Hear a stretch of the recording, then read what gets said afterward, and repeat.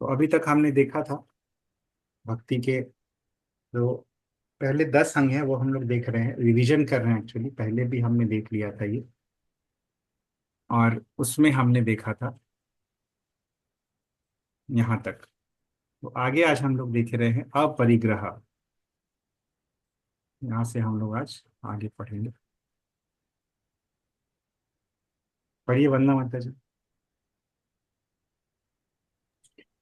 हरे कृष्णा।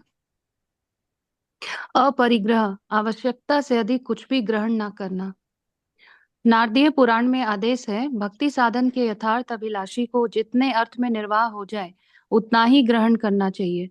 तात्पर्य यह है कि भक्ति के विधान की उपेक्षा न करे और न ही उन विधानों को ग्रहण करे जिनका सुगमता से पालन करने की सामर्थ्य ना हो। उदाहरणार्थ, जैसे कोई कहे कि हरे कृष्ण महामंत्र का कम से कम 1 लाख बार प्रतिदिन जप जप करना चाहिए, परंतु यदि संभव ना हो तो अपनी सामर्थ्य के अनुसार कम जप करे। सामान्यतः हम अपने शिष्यों को प्रतिदिन कम से कम 16 माला का जप करने को कहते हैं। यह अवश्य करना चाहिए। यदि किसी दिन 16 माला भी पूरा ना हो, अगले दिन पूरी करनी चाहिए। इस व्रत के पालन में सावधान रहें। यदि कोई दृढ़ता के साथ ऐसा नहीं करता तो वह प्रमाद का दोषी होगा। भगवत सेवा के मार्ग में यह अपराध है। यदि हम अपराधों को प्रोत्साहन देंगे तो भक्ति पथ पर अग्रसर नहीं हो सकेंगे। अच्छा होगा यदि अपनी योग्यता के अनुसार नियम बनाकर निरंतर उसका पालन किया जाए। इससे परमार्थ में उन्नति होगी। हरे हरे कृष्णा। कृष्ण। तो ये जो था, ये 8वां अंग था, यावद अर्थ अनुवर्तिता। यानी जितना रूपा यहाँ पे बतला रहे हैं, यावद अर्थ अनुवर्तिता, भक्ति साधन जितने अर्थ में निर्वाह हो जाए, जितने आवश्यकताओं में भक्ति साधन हो सकती है हमारी, हमें उतना ही ग्रहण करना चाहिए। ईशोपनिषद का भी जो श्लोक है, ईशावास्या इदम सर्वम यत्किंच जगत्याम जगत तेन त्यक्तेन न भुंजिथा माँ घृध कस्य स्विद्धनम।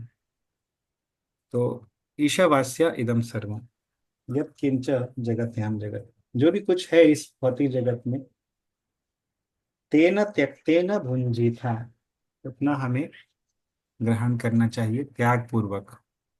सब चीज बटोरने में नहीं रहना चाहिए। माँ गृधः कस्य स्विधनम, ये जानते हुए कि किसका ये है प्रॉपर्टी, यानी मूल प्रॉपर्टी तो भगवान का है। तो यावत अर्थ अनुवर्तिता। तो भक्ति रसामृत सिंधु ग्रंथ के श्लोक में ये नारदीय पुराण से कोट करते हैं रूप गोस्वामी।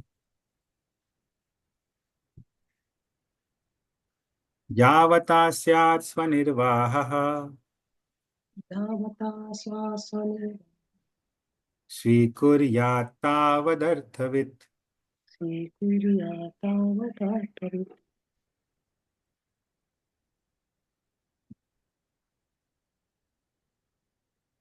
आधिक्ये न्यूनतायां च आधिक्येनतानां च च्यवते परमार्थतः। यवति परमार्थतः। यावता स्यात् स्वनिर्वाहः जावता सत्स्वनिर्वाहः स्वीकुर्यात् तावदर्थवित्। स्वीकुर्यातावतात्परि आधिक्ये न्यूनतायां च च्यवते परमार्थतः। यवति परमार्थतः।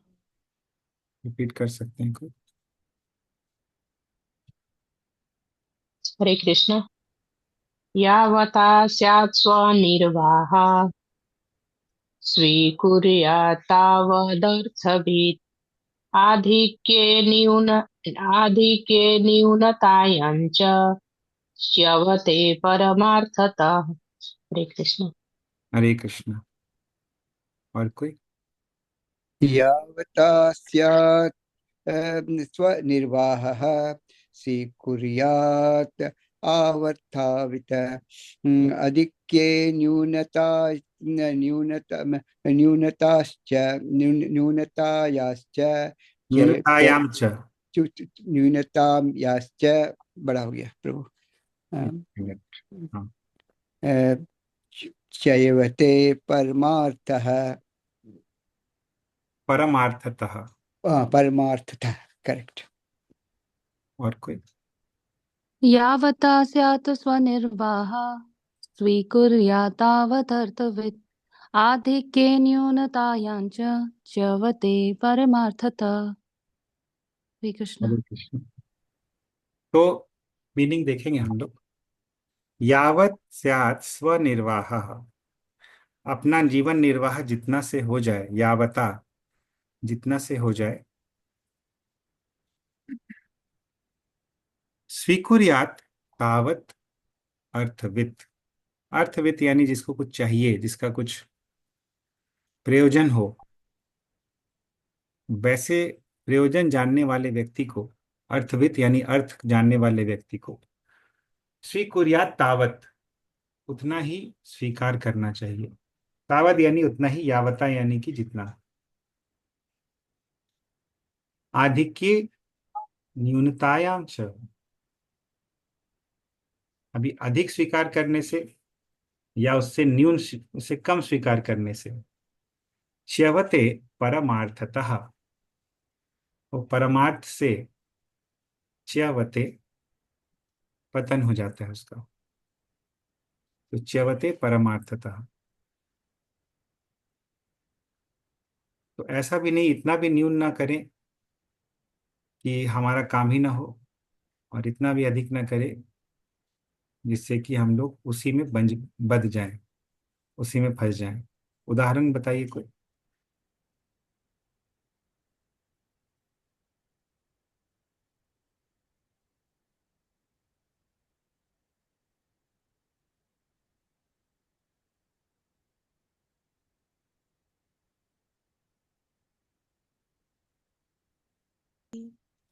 फिर से एक बार हम लोग देखेंगे, दिखाता हूँ मैं श्लोक भी। कामस्य नेन्द्रिय प्रीते कामस्सनेन्द्रियप्रीतिर् लाभो जीवेत यावता, लाभो जीवेत यावता जीवस्य तत्व जिज्ञासा, जीवस्य तत्त्वजिज्ञासा नार्थो यश्चेह कर्मभिः। नार्थजश्चेह कर्मभिः। देखिए यहाँ पे भागवत में प्रथम स्कंद के द्वितीय अध्याय के 10वें श्लोक में बोला गया है कि कामस्य यानी काम का, यानी जितने हमारी इच्छाएं हैं उनका लाभ क्या है। उनका लाभ इंद्रिय प्रीति नहीं है, ना इंद्रिय प्रीति। इंद्रिय प्रीति उसका लाभ नहीं। जैसे कि उदाहरण के लिए हम लोग यदि पैसा कमा रहे हैं, यदि पैसा कमाने की इच्छा है, तो दो तरह से ये इच्छाएं हो सकती हैं।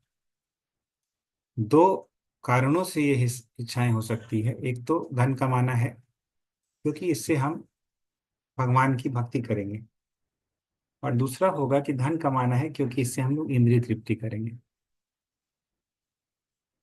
तो इच्छा वही है कि धन कमाना है, लेकिन इच्छा का प्रयोजन जो है, जो पर्पस है, वो अलग अलग हो जाता है। तो इंद्रिय प्रीति नहीं है, ना इंद्रिय प्रीति। तो क्या है? तो क्या है फिर? वो अगले लाइन में है, लाभो जीवेत यावता।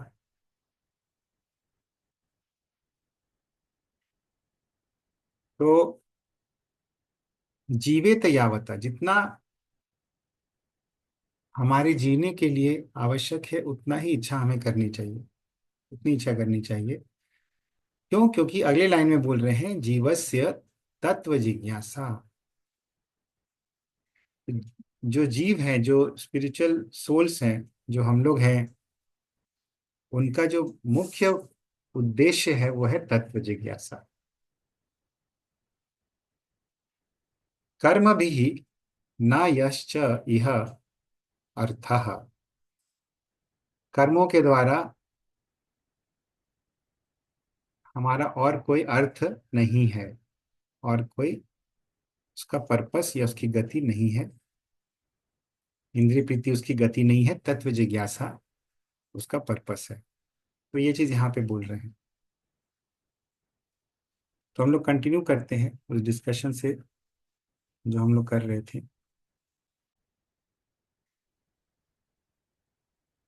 नात्यश्नतस्तु योगोस्ति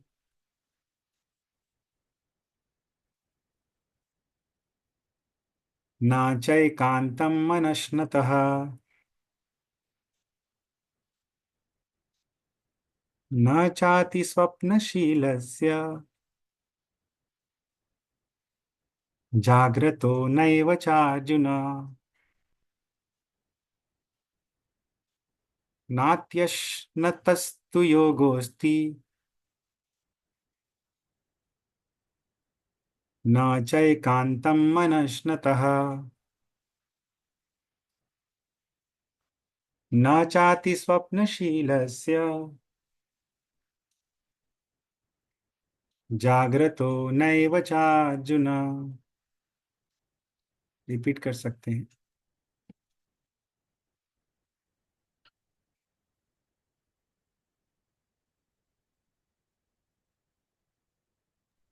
हरे कृष्णा। नात्यश्न नातश्नतस्तु योगोस्ति न चैकान्तमनस्नतः न चाति स्वप्नशीलस्य जाग्रतो न चार्जुन। हरे कृष्ण प्रभु हरे जी। कृष्णा। और कोई? हरे कृष्ण। नातश्च सातु योगोऽस्ति न चैकान्तमनस्तुतः न चाति स्वप्नशीलस्य जागृतो नैव चार्जुनः।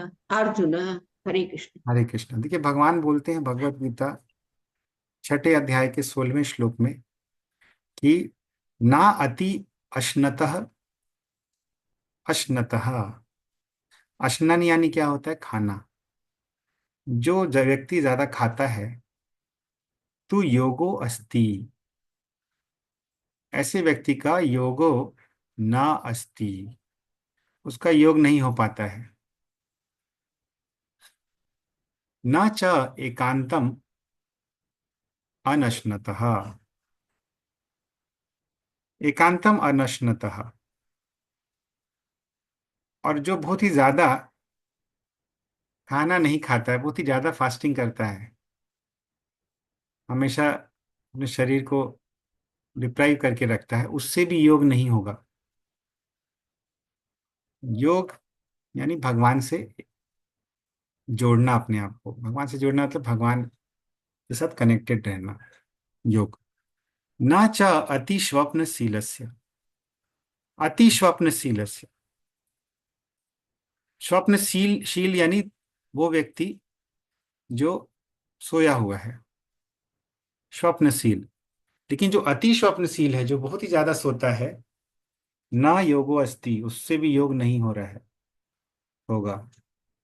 जागृतो नैव चार्जुना, जागृत में भी अति जागृत, और जो हमेशा जागा रहता है या बहुत ही ज्यादा जागता है, उससे भी योगो न अस्ति, योग नहीं होगा। There is no possibility of once becoming a yogi, O Arjuna, if one eats too much or eats too little, sleeps too much or does not sleep enough. बहुत ही ज्यादा खाने वाला, बहुत ही कम खाने वाला, बहुत ही ज्यादा सोने वाला, बहुत ही कम सोने वाला, तो इससे योग नहीं होगा। और इस संदर्भ में भगवान ये बोलते हैं, जो श्लोक हम लोग देख रहे थे 17वें श्लोक में, युक्ताहार विहारस्य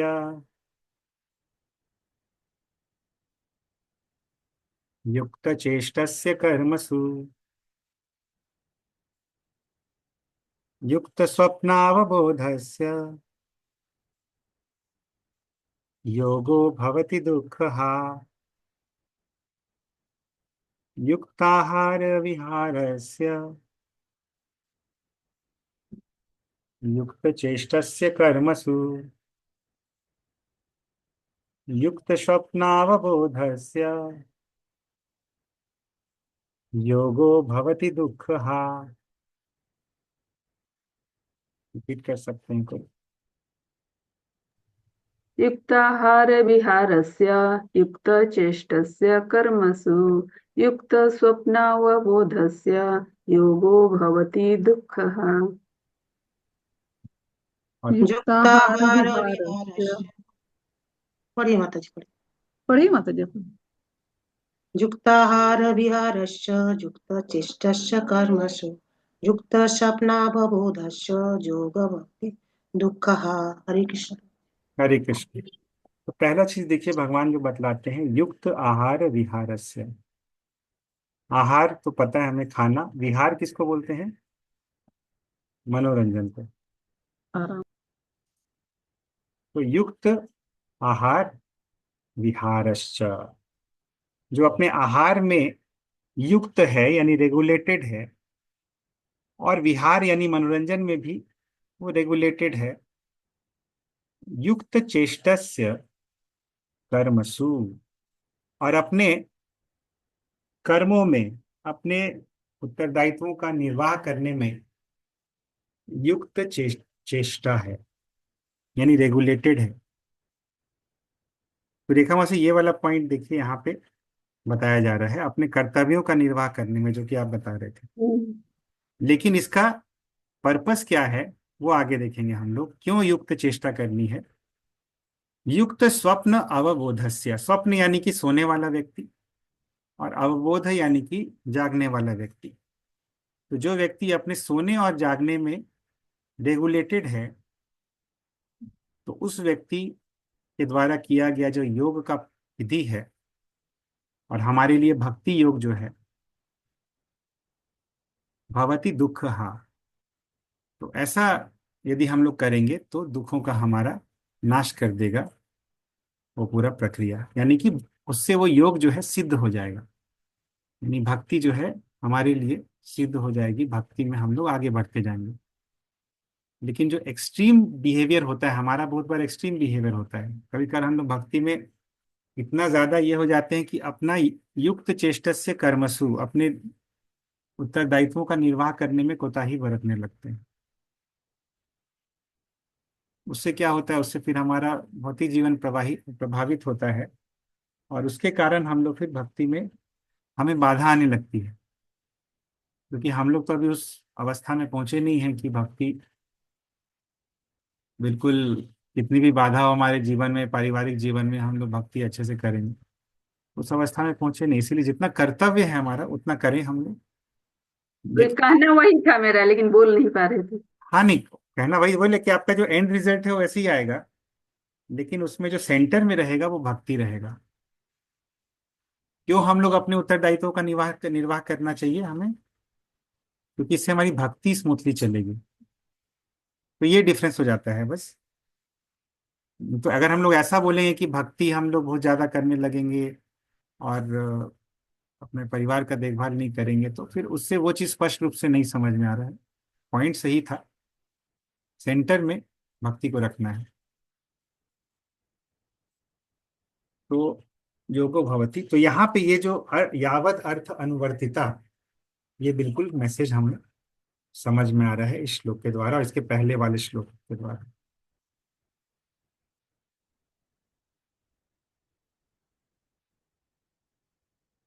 तो ये हमने देखा यावद अर्थ अनुवर्तिता। किसी का कोई प्रश्न है या कोई पॉइंट है इससे संबंधित? अगले अंग में चलते हैं। हरिवासर सम्मानो यथा ब्रह्म वैवर्त पुराण, तो वो हम लोग पहले देखेंगे। ये प्रीति दीदी। हरे कृष्ण। एकादशी व्रत पालन। ब्रह्म वैवर्त पुराण में उल्लेख है कि एकादशी का उपवासी सब पापों से मुक्त होकर आत्यंतिक पुण्य को प्राप्त करता है। मुख्य बात उपवास करना नहीं, भगवान गोविंद के लिए अपने श्रद्धा और प्रेम को बढ़ाना है। एकादशी व्रत का वास्तविक कारण यह है कि शारीरिक आवश्यकताओं को कम से कम करके अपने समय को भगवत स्मरण जैसे सेवा कार्य में लगाया जा सके। व्रतवासरों पर गोविंद की लीला का स्मरण और उनके पावन नाम का निरंतर श्रवण करना सर्वोत्तम है। हरे कृष्ण। हरे कृष्ण। ब्रह्म वैवर्त पुराण में देखिए, इस संबंध में ये श्लोक आता है। सर्व पाप प्रशमनम पुण्यम आत्यांतिकम तथा गोविंद स्मारणम नृणाम एकदश्यामुपोषणम।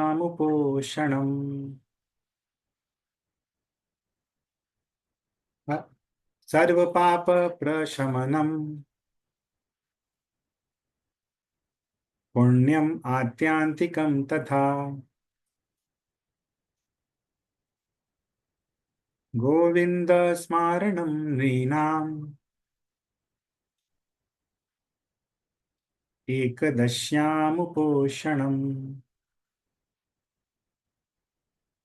रिपीट कर सकते हैं तो? हरे कृष्ण। सर्वपाप प्रशमनं पुण्यम आदित्यकं तथा गोविंदं स्मरणं नृणाम एकादश्याम उपोषणम। हरे कृष्ण। हरे कृष्ण। ओके।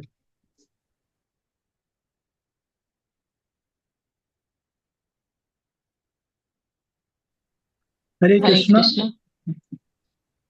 पढ़िए माता पढ़िए जी। प्रभु जी।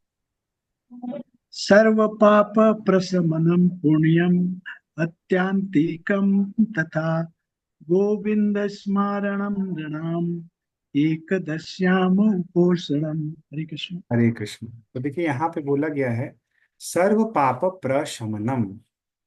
शमन करना यानी कि नष्ट कर देना। तो सर्व पाप प्रशमनम सभी पापों का नाश कर देता है। पुण्यम आत्यांतिकम तथा, और आत्यांतिक पुण्य जो है उसका लाभ कराता है। गोविंद स्मारणम, गोविंद का स्मरण करवाता है। किसको? मनुष्यों को। क्या करने से होता है ये सब चीजें? एकादश्याम उपोषणम, एकादशी का उपवास करने से ये सभी चीजें होती हैं। तो तीन चीजें यहाँ पे बताई जा रही हैं। पहला, सभी पाप नष्ट हो जाते हैं। दूसरा, आत्यांतिक पुण्य लाभ होता है। और तीसरा, गोविंद का स्मरण होता है। तो ये तीन चीजें यहाँ पे बताई गई हैं।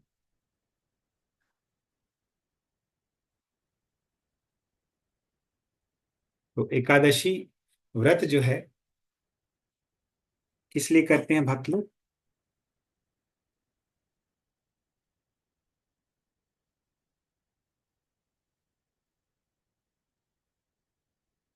क्योंकि ये भगवान का दिन होता है, भगवान का हम ज्यादा से ज्यादा ध्यान करते हैं। ठीक है, हरिवासर होता है। इसके अलावा और भी हरिवासर होते हैं, जैसे कि अ,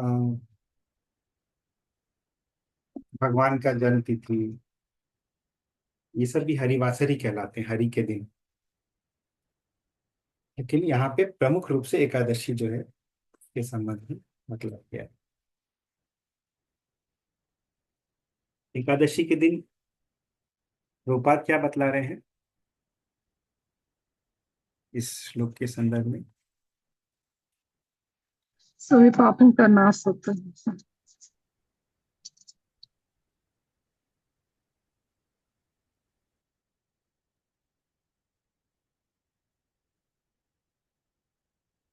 आत्यांतिक पुण्य क्या होता है?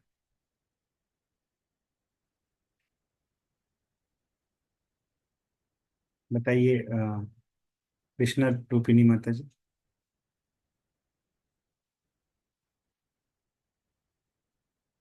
रूपिणी माता जी हो। देखिए हाँ। वो जो अत्यंतिक पुण्य मतलब ज्यादा पुण्य होता है वो। हम्म। बताइए और अत्यंतिक कोई। आत्यांतिक पुण्य किसको बोलते हैं? प्रभु जी मोक्ष। हम्म। क्वेश्चन पूछिए, इसीलिए ठीक है, क्वेश्चन पूछिए। जो नहीं समझ में आता है टर्म्स ना, उसको जरूर पूछिए। मतलब ज्यादा से ज्यादा पुण्य कमाना हम्म, उसमें। हम्म, पुण्य का खत्म होता है अत्यंतिक। हम्म। खत्म होना प्रलय को बोलते हैं। आप आत्यांतिक प्रलय में जो खत्म होने वाला जो मतलब आ रहा है, उसको आप आत्यांतिक से जोड़ रहे हैं। आत्यांतिक प्रलय है। जिसका प्रभु जी, अंत नहीं। आत्यांतिक का मतलब जिसका कोई छोर नहीं हो, वैसा हाँ, पुण्य। Right, right. अंत नहीं यस, रहना। आत्यांतिक। यस।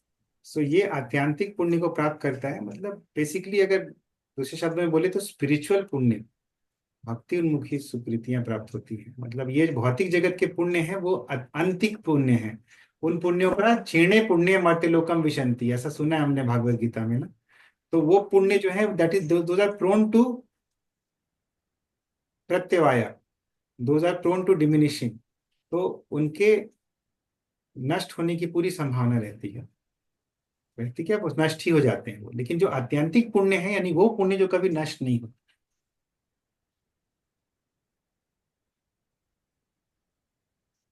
नेहाभिक्रम नाशोस्ति प्रत्यवायो न विद्यते, यह अभिक्रम नाशा नास्ति प्रत्यवायो न विद्यते। इस अभिक्रम में, इस प्रोसेस में नाश नहीं होता है और न ही कभी घटाव होता है। तो ये जो होता है प्रोसेस के अंग जो होते हैं, ये आत्यांतिक है। आत्यांतिक पुण्य प्राप्त होता है। दूसरा पॉइंट क्या होता है, 3 पॉइंट्स में से बताइए। 1 मिनट, मालती माता जी बताइए।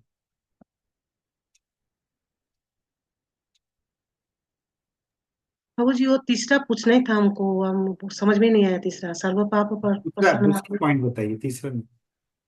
अंत वो पुण्यम अंत वो तो पहला हम लोग अत्यंत। डिस्कस कर लिए, आत्यांतिक पुण्य वाला। हाँ, दूसरा क्या है? और सर्व पाप प्रसन्न वो भी पहला है ना बाबू जी। हाँ ठीक है, वो पहला ठीक है, दूसरा ये हो गया, ठीक है। दूसरा ही हो गया। और और तीसरा? गोविंद स्मरणम है ना बाबू जी, निर्मल। हाँ, गोविंद स्मरणम, क्या इससे समझ रहे हैं? सिंपल मीनिंग है। हाँ, गोविंद स्मरण।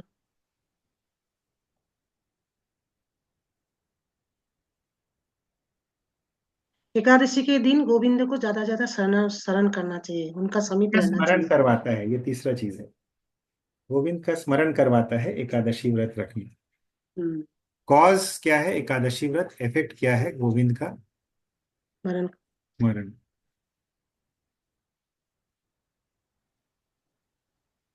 वही प्रभुपाद देखिए अपने तात्पर्य में बतलाते हैं कि एकादशी व्रत का वास्तविक कारण क्या है। क्या बतला रहे हैं? शरीर की स्मरण। आवश्यकताओं को कम करना और कीर्तन और भक्ति का में अपने समय को लगाना। राइट। तो ये हमेशा हमें ध्यान रखना चाहिए कभी भी। जनरली रिचुअल जैसा अगर लोग करने लगते हैं तो बस एक ही चीज उनको याद रहता है कि ये नहीं खाना है, वो नहीं खाना है, बट मेन पर्पस जो है बहुत बार हम लोग भूल जाते हैं। वो चीज यहाँ पे तो करना पड़ेगा। तो एक और श्लोक करते हैं हम लोग। किसी का कोई प्रश्न है तो वो भी डिस्कस कर सकते हैं।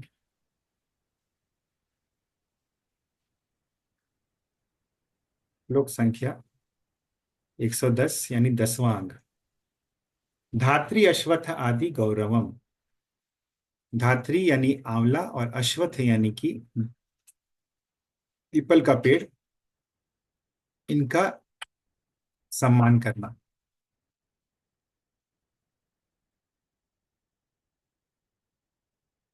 पढ़िए कमला माता जी। हरे कृष्ण। अश्वत्थ आदि वृक्षों का सम्मान। स्कंद पुराण में निर्देश है कि मक्त मस्त मक्त को तुलसी और आमलक का जल से अभिषेचन करना चाहिए। गौर ब्राह्मणों का सम्मान करके तथा पूजन, प्रगति और ध्यान के द्वारा वैष्णव सेवा करें। ये सब कर्म भक्त के पूर्व पाप फलों के निवारण करने में सहायता है। श्री कृष्ण विमुखों के संग का त्याग। श्री चैतन्य महाप्रभु ने एक बार पॉइंट देख लेते हैं। तो धात्री अश्वत्थ आदि गौरवम यथा स्कांदे, स्कंद पुराण में धात्री यानी आंवला और अश्वत्थ यानी कि पीपल, इस संबंध में ये चीज बतलाया गया है। अश्वत्थ तुलसी धात्री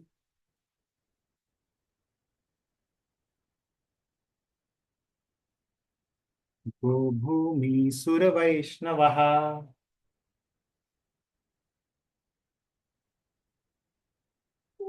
पूजितः प्रणतः ध्यातः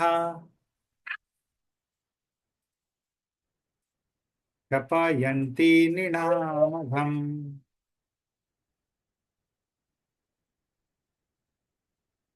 अश्वत्थ तुलसी धात्री गोभूमि सुर वैष्णवः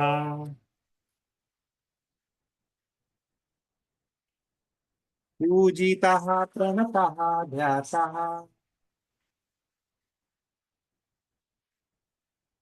क्षपयन्ति नृणामघम्।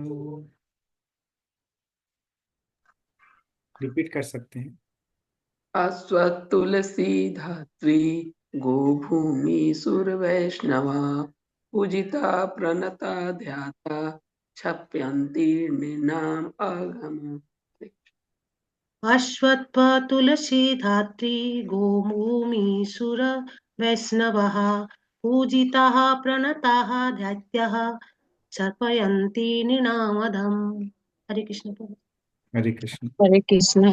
अस्वस्था तुलसी धात्री गो भूमि सुर वैष्णव पूजिता पर्णता ध्याता क्षपयन्ति निर्नामघम। हरे कृष्ण। हरे कृष्ण। तो देखिए यहाँ पे बोल रहे हैं रूप गोस्वामी स्कंद पुराण से कोट करके कि अश्वत्थ यानी पीपल का वृक्ष, तुलसी यानी तुलसी,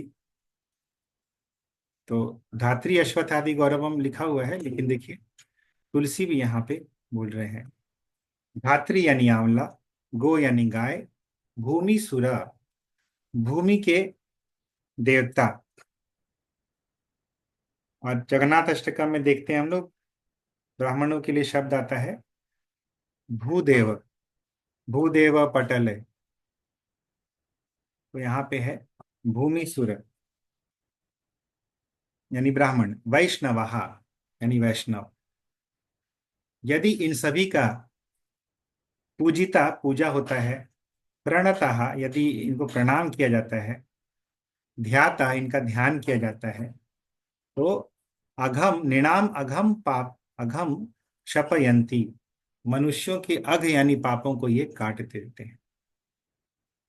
अश्वत्थ की पूजा, अश्वत्थ को प्रणाम, अश्वत्थ का ध्यान, ध्यान करने मात्र से, तुलसी की पूजा, तुलसी महारानी को प्रणाम, तुलसी महारानी का ध्यान, आंवले के वृक्ष की पूजा, उनको प्रणाम, उनका ध्यान, ऐसे गाय का भी पूजा प्रणाम ध्यान, वैष्णव का पूजा प्रणाम ध्यान और ब्राह्मण का पूजा प्रणाम ध्यान, इससे मनुष्य के सारे पाप कट जाते हैं। तो ये सब अश्वत्थ जो है विभूति रूप है भगवान के, जीव गोस्वामी ऐसा बताते हैं। और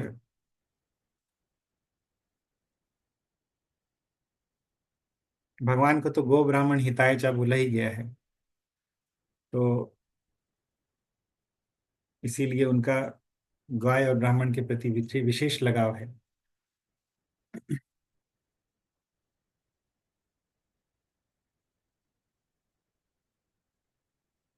हाँ, अभी चूंकि गाय का यहाँ पे मेंशन आया है, तो वो तो एक फेमस श्लोक जो है, जो हम लोग देखते हैं बहुत जगह पे, वो गौतमीय तंत्र में है, ये वो बतलाते हैं यहाँ पे। तत्र गवाम पूजा तो श्री गोपाल उपासका नाम परमाभीष्ट प्रदा, गायों की पूजा तो गोपाल उपासकों के लिए परम अभीष्ट देने वाली है। यथा श्री गौतमीय, जिस प्रकार श्री गौतमीय तंत्र में बतलाया गया है। गवाम कंडूयनम कुर्यात् गोग्रासम गोप्रदक्षिणम गोषु नित्यं प्रसन्नासु गोपालोऽपि प्रसीदति। गवां कण्डूयनं कुर्यात् गोग्रासं गोप्रदक्षिणम्। गोषु नित्यं प्रसन्नासु गोपालोऽपि प्रसीदति। रिपीट कर सकते हैं, रिपीट करना चाहते हैं तो। गवां कण्डूयन् कुर्यात् गोग्रासं गोप्रदक्षिणं गोषु नित्यं प्रसन्नासु गोपालोऽपि प्रसीदति। हरे कृष्णा। हरे और कृष्ण प्रभु। इसको स्नैपशॉट भी ले सकते हैं इसका, या इसको लिख सकते हैं श्लोक को। ये अच्छा श्लोक है ये।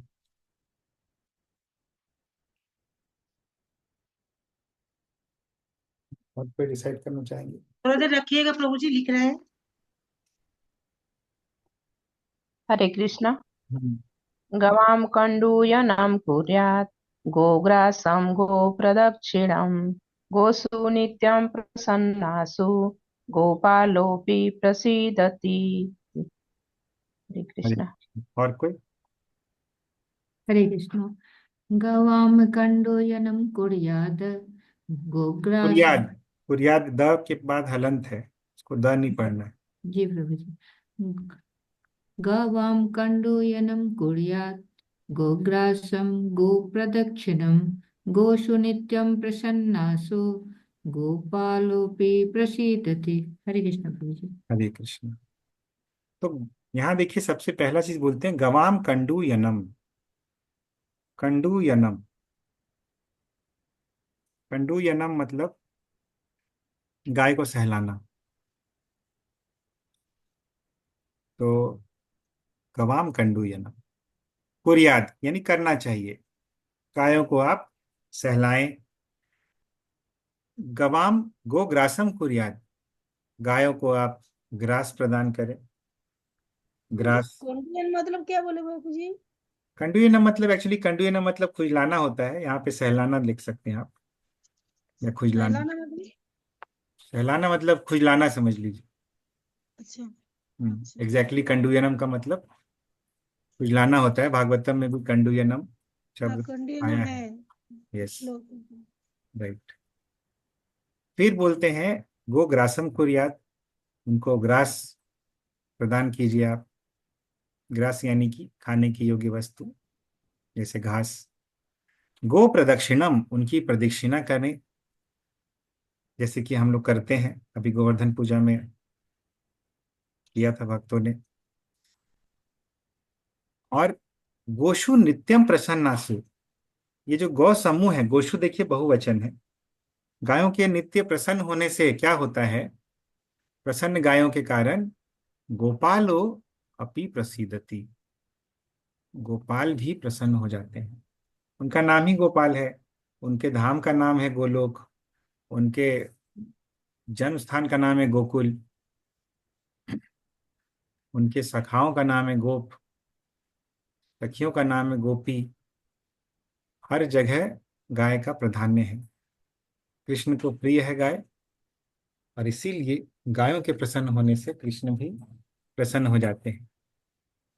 इंग्लिश में कहावत होती है, love me love my dog. मुझे प्रसन्न करना चाहते हो तो मैं कुत्ते को प्रसन्न करो। तो यहाँ पे तो गाय है, कुत्ता नहीं है। तो गाय भगवान को पसंद है, भगवान को प्रिय है, इसीलिए गाय के सेवा का यहाँ पे वर्णन है। तो ये जीव गोस्वामी अपनी टीका में लिखे हैं। तो हम लोग आज यहीं तक देखेंगे। हरे कृष्ण। किसी का कोई प्रश्न है या कोई पॉइंट है तो देख सकते हैं।